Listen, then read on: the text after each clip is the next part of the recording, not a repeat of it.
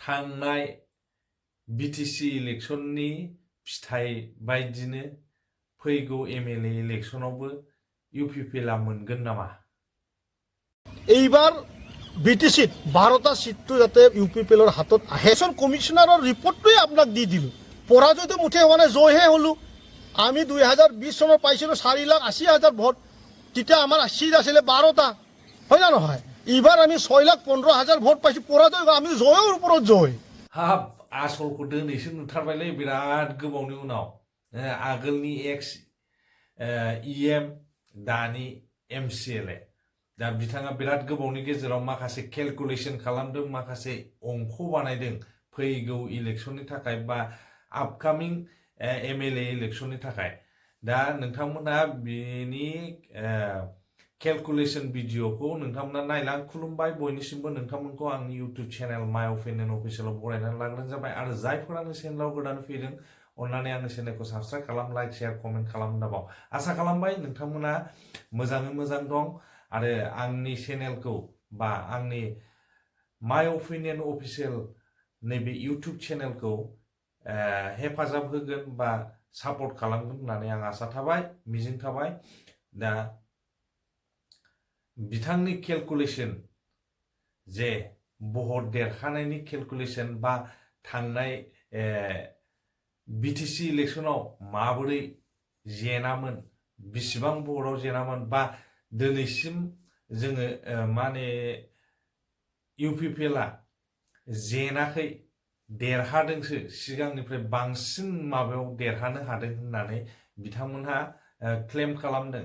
दा नोंथांमोना बेनि सायाव मा बुङो कमेन्ट बक्सआव नोंथांमोननि अपिनियनखौ होबानो जाबाय। आरो बिथांनि भिडिअखौ नोंथांमोना जोबजासे नायलां, होमबानो बुजिनो मोनगोन आरोना। আজিৰ দিনত বড়ো ৰাইজসকলে বিপিএফক একদমবাৰে এৰি দিছে।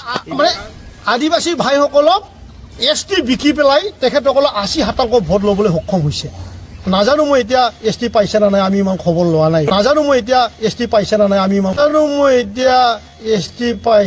নাই, আমি ইমান খবৰ লোৱা নাই। এই 15টাৰ ভিতৰত 12টা সিট আমি কেনেকৈ দখল কৰিব পাৰোঁ।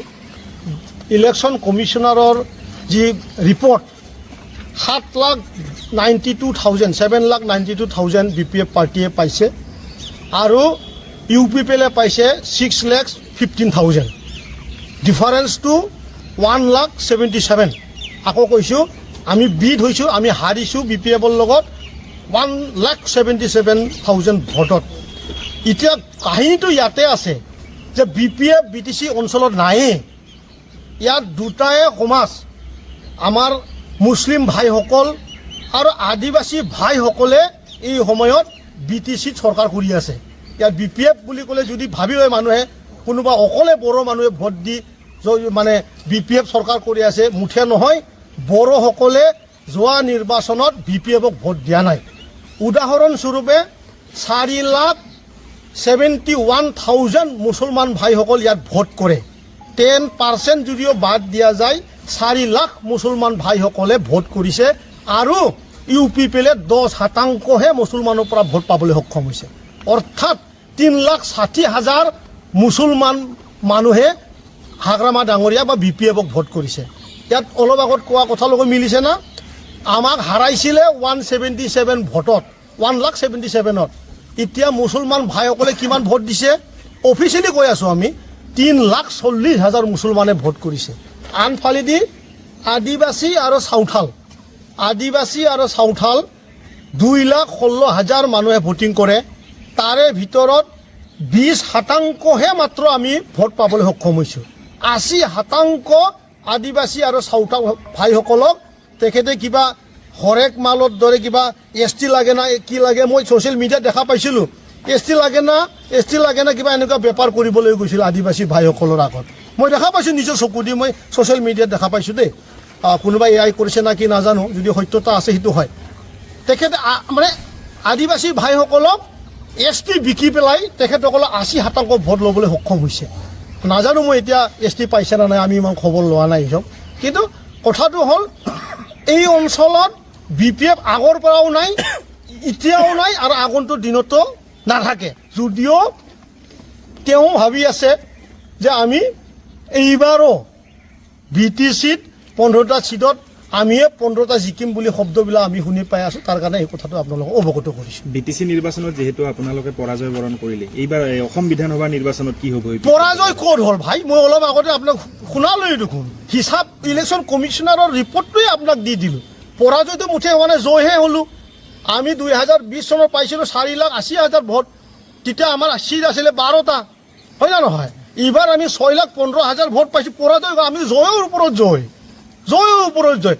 আমাৰ UPPL বিঠা, আমাৰ হ'ল একেবাৰে সত্যতাৰ ওপৰত থিয় হোৱা এটা দল। আমাৰ UPPL দল হ'ল যে আমি সকলো 26টা জনগোষ্ঠীক আগত লৈ যাবৰ কাৰণে তেখেতসকলৰ সুখ দুখ আৰু তেখেতসকলৰ জাতিটো যাতে এই স্থানৰ অনাবৰত কাৰণে জীয়াই থাকে, তাৰ কাৰণে আমি বনাইছোঁ UPPL দল। আমি UPPL অৰ্থতে সকলোকে লৈ পেলাই শব্দটো তাত সোমাই আছে। BPFটো আজিৰ দিনত নাই। অলপ আগতে মই হিচাপটো দিলোঁ, 4.5 লাখৰ আউট অফ 4.5 লাখ মুছলিম 4 লাখ মানুহে BPF কৰি আছে, হয় না নহয়? 2.5 লাখ আদিবাসী ভাইসকলে 1,80,000 মানুহে ভোট কৰিছে। ভাই 4 আৰু 1,80,000 থাকিল কিমান? 5,80,000 গ'লে। হা, 2 লাখ মানুহে ইদি বেংগলী ৰাজবংশী আৰু 26টা জনগোষ্ঠী। মইতো কৈছোঁ বড়ো মানুহে এটাও ভোট BPFক যোৱা নিৰ্বাচনত দিয়া নাই। গতিকে 20 একৰ্ডক লৈ পেলাই BTC একৰ্ডক লৈ পেলাই যি শব্দবিলাক আমি বুজি পাওঁ, আজিৰ দিনত বড়ো ৰাইজসকলে BPFক একদম বাৰে এৰি দিছে। এইবাৰ কাৰ লগত মিত্ৰতা থাকিব আপোনাৰ? মিত্ৰতা ভাই আমি চবৰ লগত সাধ্যতে আছোঁ। কেইদিনমান পিছত কিন্তু আমাৰ মিত্ৰতাটো কহাই কেনেকৈ হয় ক'ব নোৱাৰোঁ। মুঠতে আজিৰ দিনত কংগ্ৰেছৰ লগত আমাৰ সঘনে আলোচনা হৈ আছে। মুখ্যমন্ত্ৰী ডাঙৰীয়াক, আমাৰ দিলীপ শইকীয়াৰ লগত আমাৰ আলোচনা হোৱা নাই। মুখ্যমন্ত্ৰী ডাঙৰীয়াৰ লগত ভাল সম্পৰ্কৰে কথা বাৰ্তা চলি আছে। আৰু অন্য BTC অঞ্চলত যিবিলাকে ৰাজনীতি কৰি থাকে, ৰাজনৈতিক দলসমূহ আছে, তেখেতসকলেও আমাৰ লগত কথা বাৰ্তা পাতি আছে। 15 তাৰিখৰ আগত আমাৰ চব কথা বাৰ্তা চূড়ান্ত ৰূপ ল'ব। সেই কথাটো মই আপোনালোকক অফিচিয়েলি আজি জনাই দিছোঁ। মুঠ কিমানটা সমষ্টিত প্ৰাৰ্থিত্ব আগবঢ়াব? আমি এতিয়ালৈকে আমি 26টা সমষ্টিত আমি টাৰ্গেট লৈ আছোঁ। হয়তো এটা দুটা বাঢ়িবও পাৰে, কমিবও পাৰে, কিন্তু আমাৰ 15টাত BTCটো আমি খেলিমেই।